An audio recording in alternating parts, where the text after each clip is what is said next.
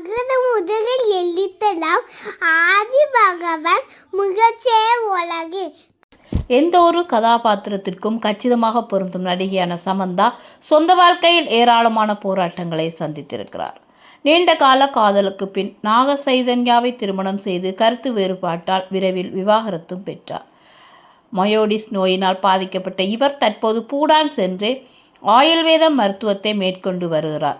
சினிமாவுக்குள் புகுந்து 14 ஆண்டுகள் நிறைவடைந்த நிலையில் சில படங்களில் மட்டுமே கமிட்டாகி வரும் சமந்தா அண்மையில் குஷி படத்தை நிறைவு செய்திருந்தார்.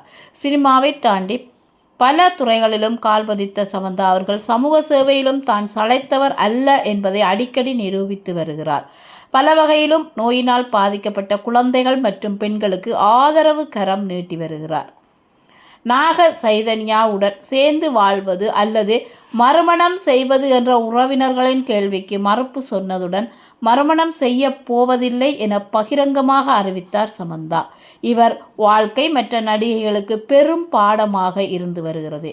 வலிக்கு தீர்வு வலி அன்று, வலி நிவாரணியே தேவை என்று உணர்ந்த சமந்தா தற்போது 2 பெண் குழந்தைகளை தத்தெடுக்கப் போவதாகவும் அவர்களுக்காகவே தனது வாழ்க்கையை வாழப்போவதாகவும் நெருக்கமானவர்களிடம் கூறியுள்ளார்.